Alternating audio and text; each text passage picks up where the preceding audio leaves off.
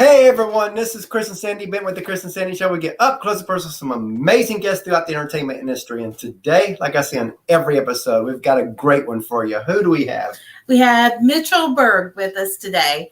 Growing up in Southern California, he has always had a knack for comedic acting. He first discovered his passion at just 9 years old when he starred as Link Larkin in a production of Hairspray. He then went on to star in numerous stage productions until he landed his breakthrough role on Nickelodeon's hit show Henry Danger as Little Dynamite.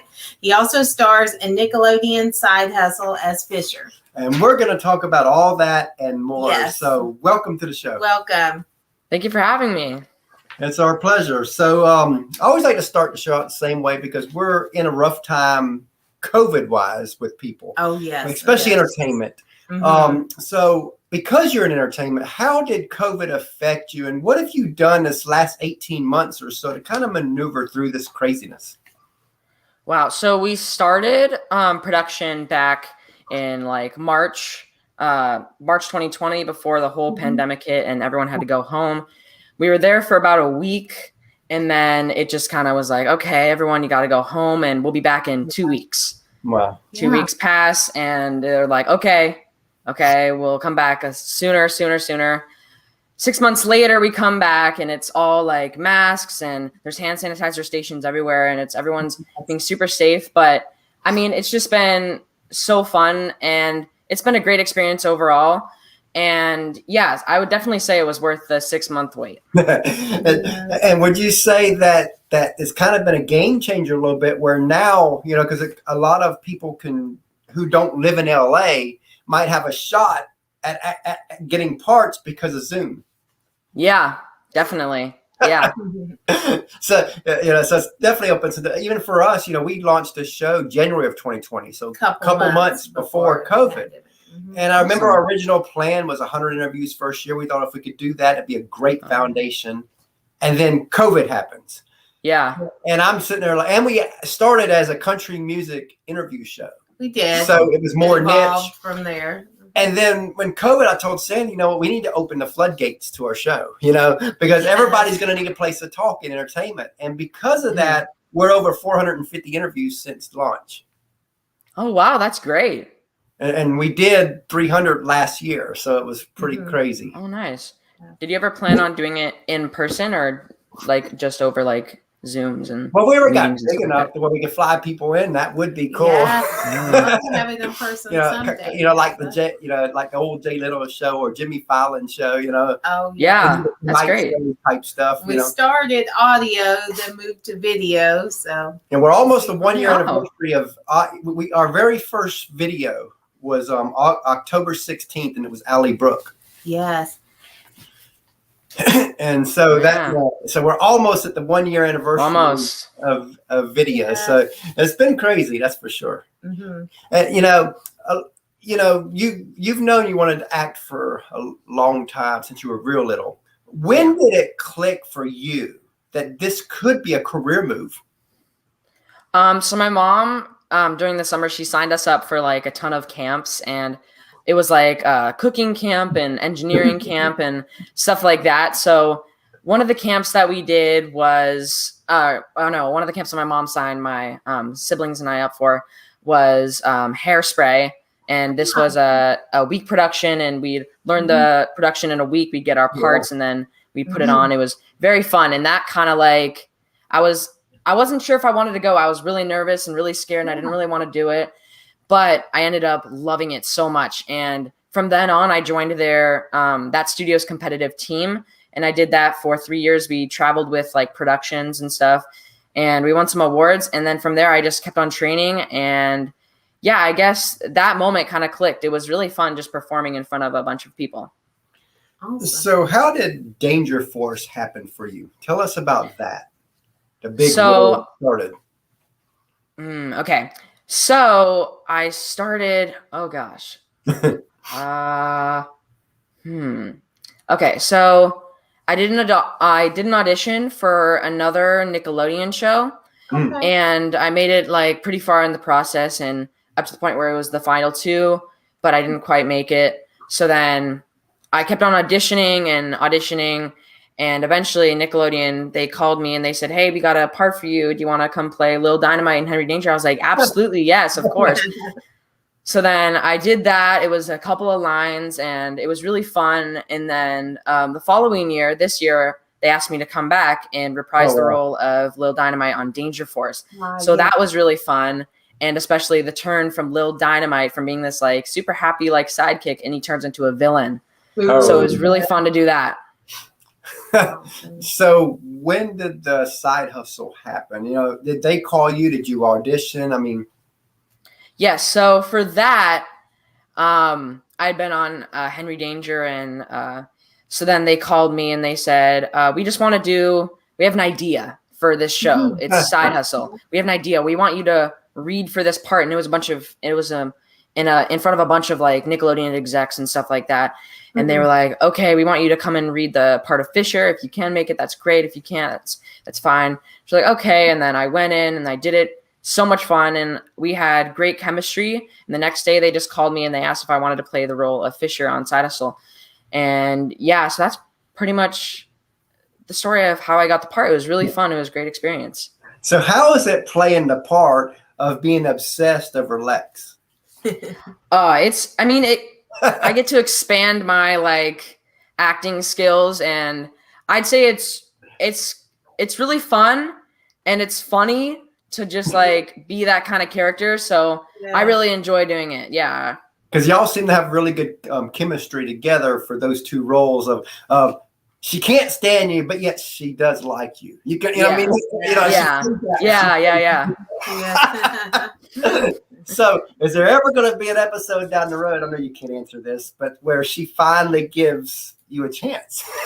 I don't know. You have to see. They do.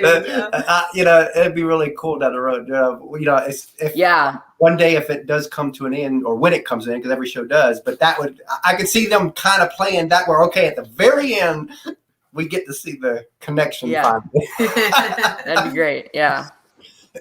So as you know, a lot of people, they see the glory in what you do, but they don't see the grind, the sacrifice, the tears, the struggles it takes to get there.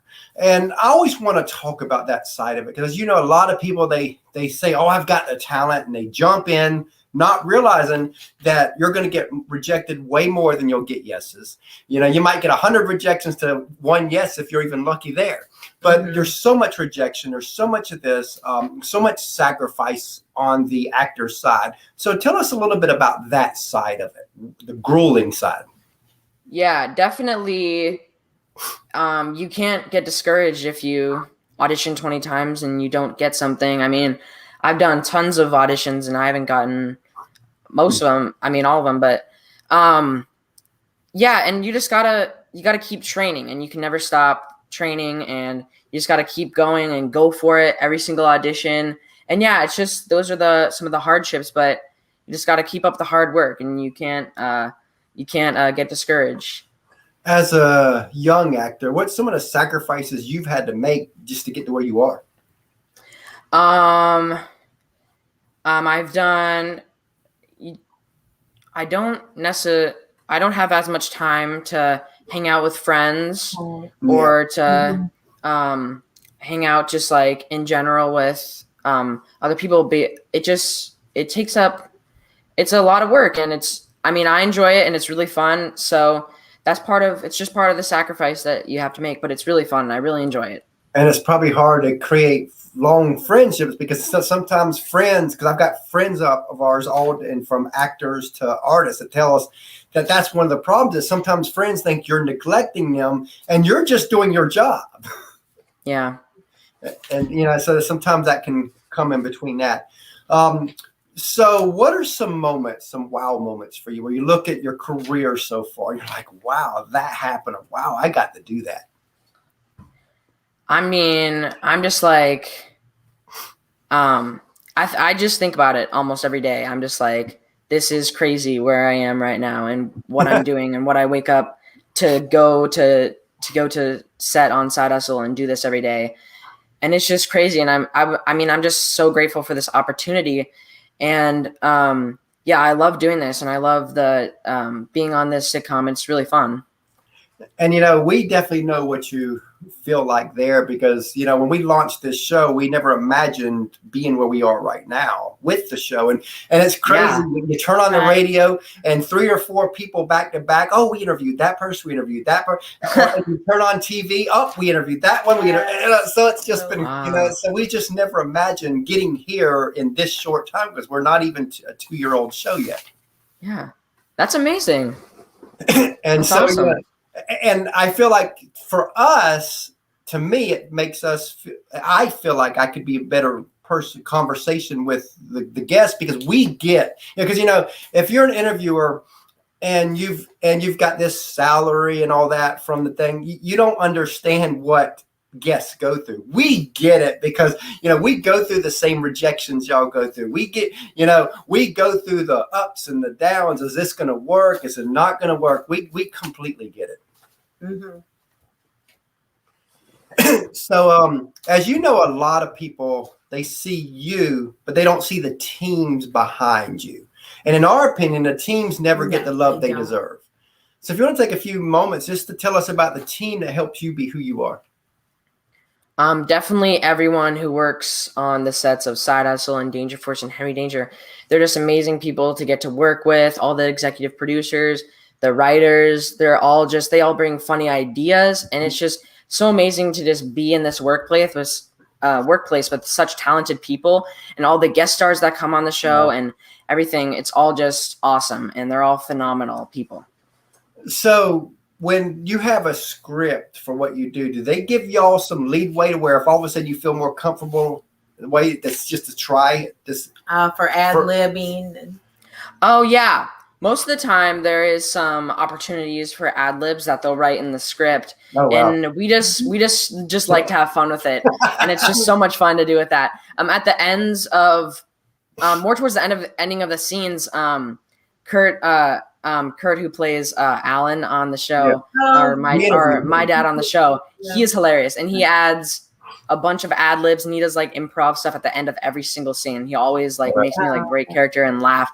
He's a really funny dude. So yeah, definitely. Now the 2 dads, do they give y'all who are younger some guidance? Not talking about guidance in the show, but guidance in life, kind of like a real dad. Yeah, I would say so. Yeah. I love to hear that because again, when it comes to entertainment, when you look back at a lot of the child stars through the years who became stars at a young age, a lot of them fall, and I think it's because they don't have that guidance sometimes. Yeah, it's so important to have that. Mm-hmm. So speaking of family and dads and all that, we have a third co-host, our little 9-year-old that we let come on. Yeah. So Sandy's gonna go get him real quick. His name's Christopher. Yep. How old is he? He is 9. 9 years old. And we've got a 2.5-year-old daughter that when she gets older, she'll be in a show later down the road. So we're training. Awesome. Little young interviewers. And happy late birthday. Belated thank you. Thank you. I saw that yesterday on there. I was like, his birthday. So how old? Yeah. 15? 14. 14. Okay. Yeah. So he just turned 14 yesterday. Hi, Michelle. So hi. So what's your favorite food? My favorite food, I would say, is sushi. But the thing is, I'm allergic to shellfish, so I can't have most sushi. But the ones that I can have, the rolls and the regular pieces, I love. Oh wow! And what's yours? Mine is pizza. I love pizza as well. I do love pizza. Yeah, he'd eat it all day long if we gave it to him. Oh yes. Yeah. So, what's your favorite episode of Side Hustle? My favorite episode of Side Hustle is probably Mouth Noise or Make a Mutt. I really like Make a Mutt because that's the episode where I got to drive the lawnmower into the garage. Yeah. Obviously, well, that was a stunt double, but I got to drive the mower around like in between takes, so that was really fun. I really enjoyed filming that one. I bet you wish you were the one driving through the garage, though. Oh yeah, definitely. And what's your favorite of the episodes? Oh my gosh, it's hard. I love them all. Yeah, I guess I love them all. He's going to get the politician answer. Yeah. So, what's their favorite TV show? Outside of Sonic Hustle. Ooh, I don't know. I recently just watched this show called Outer Banks on Netflix. I watched the second season. I really like that show. I also really like The Goldbergs. I think they're coming back for a 9th season this September, so I'm very excited for that. Oh wow. What's yours? Mine is SpongeBob. I do love SpongeBob as well. That's probably one of my favorite animated shows, I would say. Yes. I love SpongeBob. They do a really good job with that show. Yeah. That's lasted so long. Yeah, it's doing great. Okay, so what's your favorite movie? My favorite movie. This is a tough one. I would say probably I really like the whole Back to the Future trilogy. All of them it's a great movie franchise. I really like them. And what's yours? Mine is the Minions movie. Oh my gosh. I love the Minions movie. I also like the Despicable Me. I haven't seen the new one, the Minions Rise of Gru. I haven't seen that one yet. Huh. If they're all, whatever all's out, he's seen them all that's out right now. Yeah. and our little 2.5-year-old, we could be walking in the mall, and if she sees a Minion in the store, we have to go in there. She laughed, and it was hilarious. Funny. She's out of this phase now, but a couple months ago, she went through this phase where I think it was Despicable Me 2, where they turn that purple, and it's only a small part where they turn purple, but they go. Oh yeah. And every time she would see a Minion after that, she'd go. And it was just the funniest thing. She'd point in the mall and go. And it was just the craziest thing. Bye, thanks. Thank you for asking me some questions. Yeah, he loves to be on the show. So if you could co-star with any actor or actress, who would it be? And what role would you play? Ooh. I would probably say Kevin Hart in like an action movie. Would be awesome. So what's the show that you like that you wish you played in? I'd probably say All That. I really like the sketch comedy of All That, and I think it would be really fun if that would be really fun to do. I love that. Now, back in 2015, we interviewed Kelsey Ballerini before she was Kelsey. Yes. And And one of the questions we asked was where she wanted to be in 5 years. I always like to tell this story before I ask the guest that same question, because the answer she gave us back then is to the T of what she's living now. I mean, she knew where she was going, and she had it planned out. Mm-hmm. So knowing that, where do you want to be in 5 years? I definitely see myself still acting, but probably not just in sitcoms, probably branching out in more like serious roles, more dramatic roles, and more like maybe some like action roles, stuff like that. So yeah, I definitely see myself more branching out rather than just being in like a sitcom. That's great. So let's look deeper down the road. Let's say 15 years down the road, 20 years down the road, and you're a success on a grand scale. Whatever that looks like for you, you've made it. You're the man. If the person you are today could meet him, your future successful self, what would you want to remind him?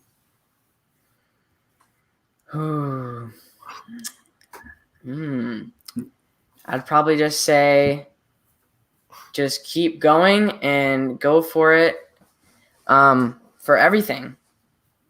Love that. Love that. And what are some sources of inspiration for you? Definitely all the writers on Side Hustle. Really funny people. All the writers on Danger Force, Henry Danger. They're very inspirational. They're very funny people. They always have great ideas. And out in the world, I'd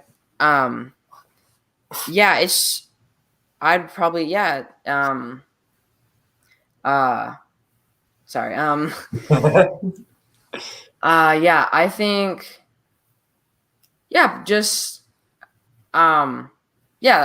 sorry. Oh, no problem. And what would you like your legacy to be? What would you most want to be known and remembered for? Probably being very kind and open to people. Love that. Love that. Meaning more to that. Yes. And what can you tell us about the new season of Side Hustle? Get ready because it is insane. We've been filming a little bit and already like these scripts are like, wow. You just gotta wait and see. It's gonna be awesome. We'll be watching. I love that. So that's great. So what's been the hardest character for you to play in your career? Ooh.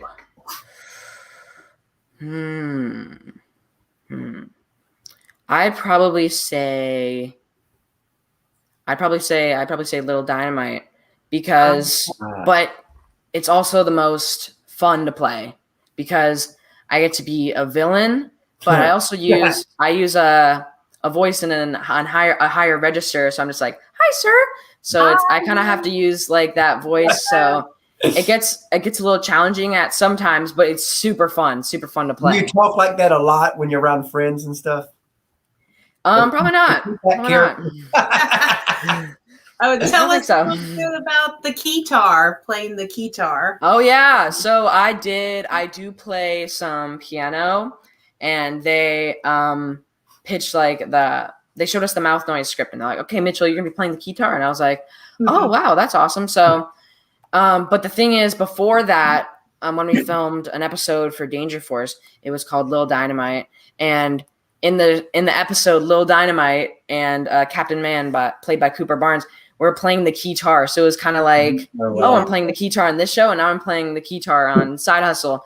So it was awesome, and I was able to use some of my some of the piano stuff that I had already learned, and it was really fun because while we're filming, I had it turned off, and I was just kind of like playing the notes and stuff, but like you couldn't hear it, and. But in between takes, I would flip it on and I would just play, and the whole cast would just jam out with their instruments as well when we were filming Mouth Noise. So it was really fun. I wonder what they would do with your character if because a lot of shows cross promote on each other. I wonder what they would do with your character since you're on the shows. I always wondered that. Yeah. Yes. How much would you say you were like your character?